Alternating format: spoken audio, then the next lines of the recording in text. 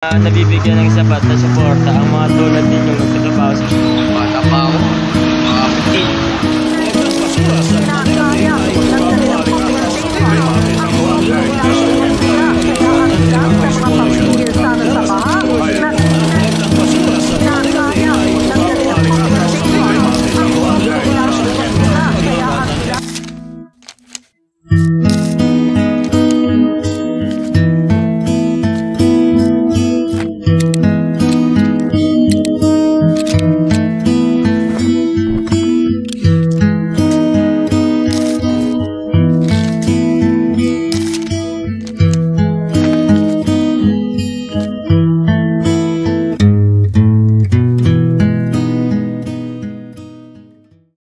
Sa pag-ikot ng mundo, may mga taong sa dilim pa lamang ng umaga'y kailangan na magtrabaho. Sila ang mga basurero, ang mga taga-kolekta ng basura at tagapangalaga ng ating kapaligiran. Sa likod ng mga truck at sakon na kanilang pasan-pasan, ay may mga kwento ng panganib, sakripisyo at pangarap na madalas hindi naririnig.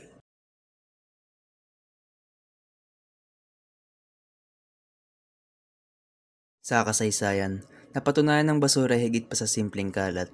Noong Black Plague sa Europa, kumalat ang sakit dahil sa kawalan ng tamang pamamahala ng basura. Sa Pilipinas naman, nagsimula ang formal na koleksyon ng basura noong panahon ng mga Amerikano at nagpapatuloy hanggang ngayon sa tulong ng MMDA at mga LGU. Sa pagkakataong ito, makikilala natin ang mga dedikadong basurero na araw-araw ay naglilingkod sa ating komunidad. Sa kabila ng hirap at amoy ng kanilang trabaho, patuloy sila nagsusumikap at may mga aral na nais ibahagi sa atin. Alamin natin ang kanilang kwento, mga karanasan at pananaw sa buhay bilang isang garbage collector. Kailan ka nagsimula magtrabaho bilang isang basurero? Bata pa ako, mga 15. Ano yung unang pumasok sa isip mo nung sinimulan mo na yung pagiging isang garbage collector, isang basurero? Kailangan kumita ng pera kasi meron akong buhay. Ano yung pinakamahirap na part ng trabaho mo nung baguhan ka pa lamang dito? Wala naman madaling trabaho, mahirap lahat eh. Minsan ba naisip mo na lang na sumuko o maghanap ng ibang trabaho? Ay, hindi. May pera dito sa basura. Para sa iyo, pinakamalagang aral na natutunan mo sa pagtatrabaho bilang isang basurero? Aral. Mahalaga sa akin, tutunan ko sa kanya kung paano kumita ng pera sa parehas na pamamaraan ng anak buhay. Nakakatulong kasi sa pamilya namin.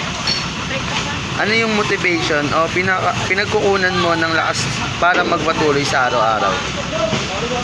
Marami kagaya halimbawa ng mga anak ko, pamilya ko, gano'n. Kaya kailangan ko araw-araw maghanap buhay para sa kanila.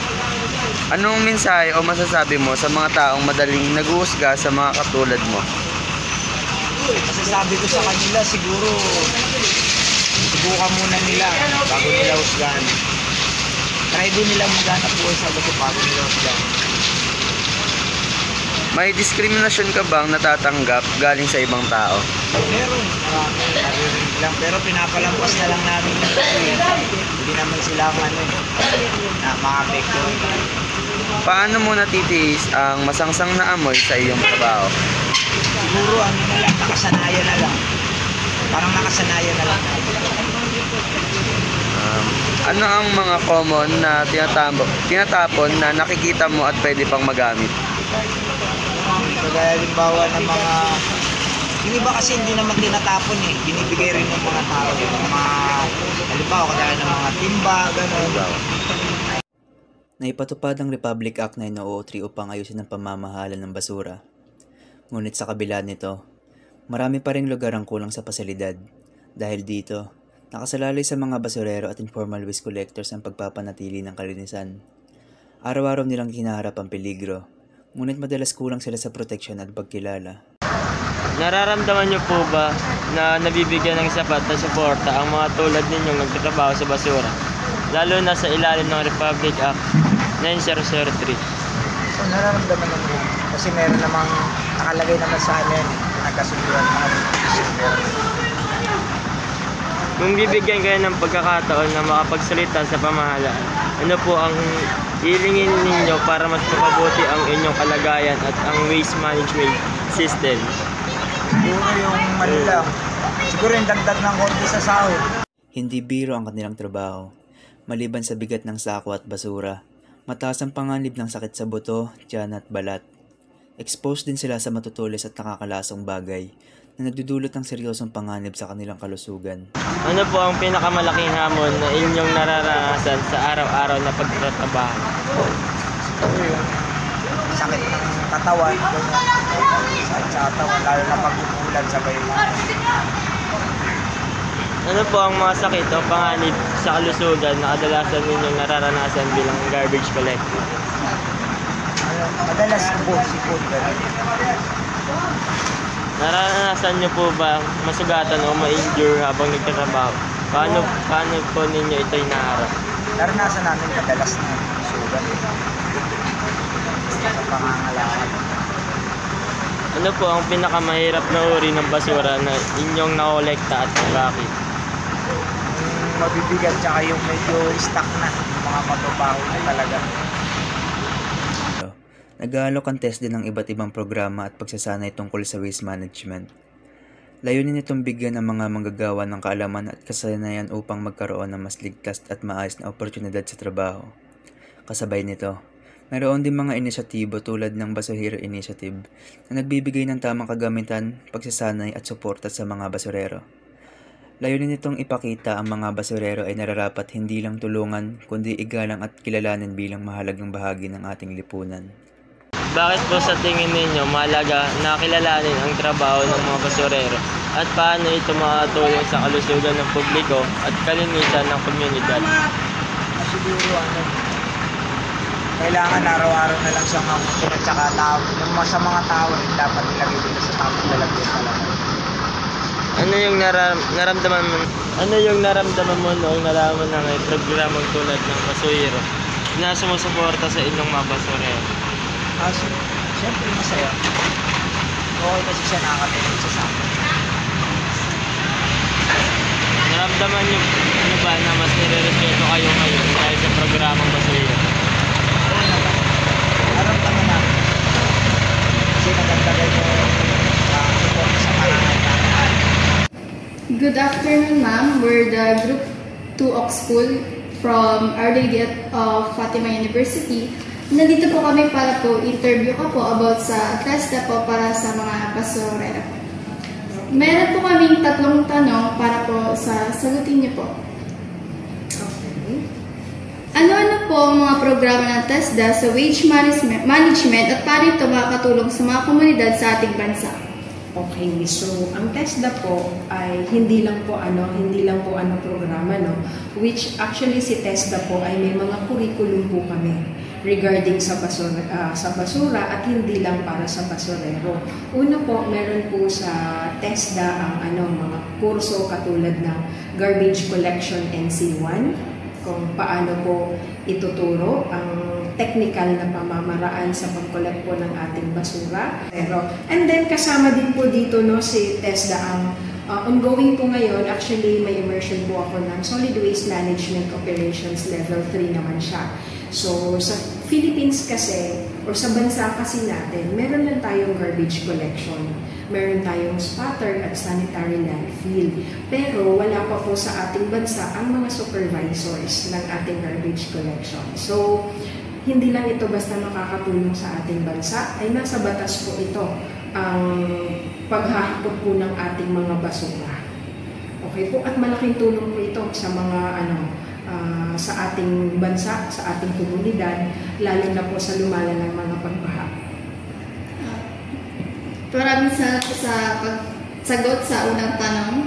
Ngayon dako na po tayo sa pangalawang tanong. Paano nakikipagtulungan ang TESDA sa ibang ahensya ng gobyerno at mga pribadong kumpanya para mapabuti ang mga kasanayan sa waste management?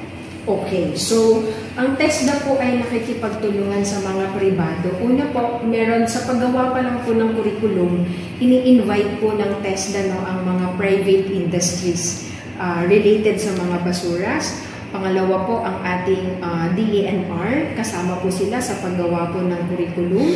At yung atin pong mga industry partner naman na kolektor ng basura at mga technical experts ng TESDA po para sa paggawa ng Paano ang gobyerno po ay nakikipagtulungan? lalo na po sa LGU ng Quezon City. So, nakikita po ng LGU ng ating Quezon City ang kahalagahan po ng technical na pag-aaral sa garbage collection at sa management po or the solid waste management. So, hindi po tayo nahihirapan sa Quezon City sa pagko-coordinate sa ating gobyerno. In fact, sila pa po ang nagre-request ng training sa amin for the proper waste management. Okay. Sa pangatlong tanong naman po, ano ang mga best practices na itinuturo ng TESDA para sa mga trainees para mas epektibong mapamahalaan ang basura at mabawasan ang negatibong epekto nito sa ating kapaligiran? Okay, so ang mga best practices naman namin dito ay of course yung ating segregation, ano. So, hindi lang tayo basta nagsisegregate, iniipon din yung mga recyclables natin at dinadala din po natin sa mga partners na nagre-remanufacture ng mga plastic natin.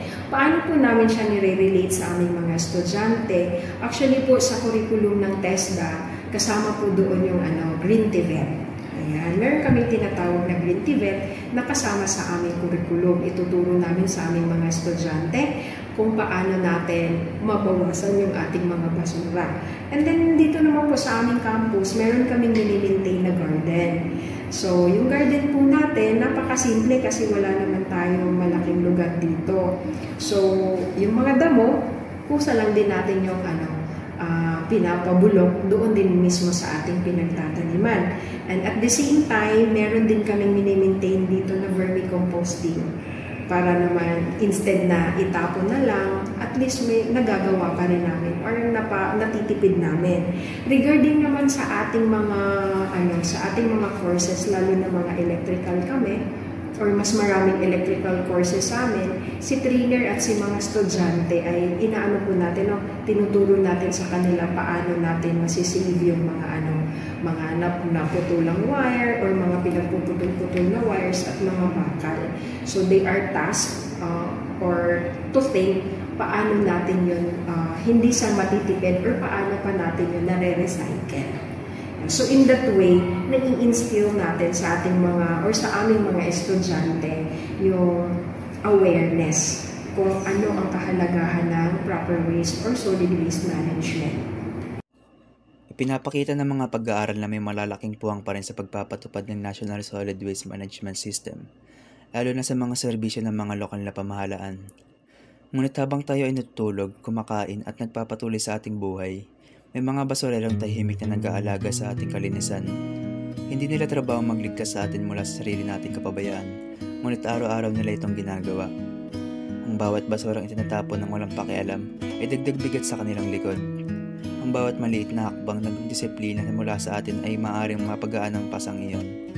Ang tanong, hanggang kailan natin ipapasan sa kanila ang responsibilidad na dapat ay pinapasan nating lahat?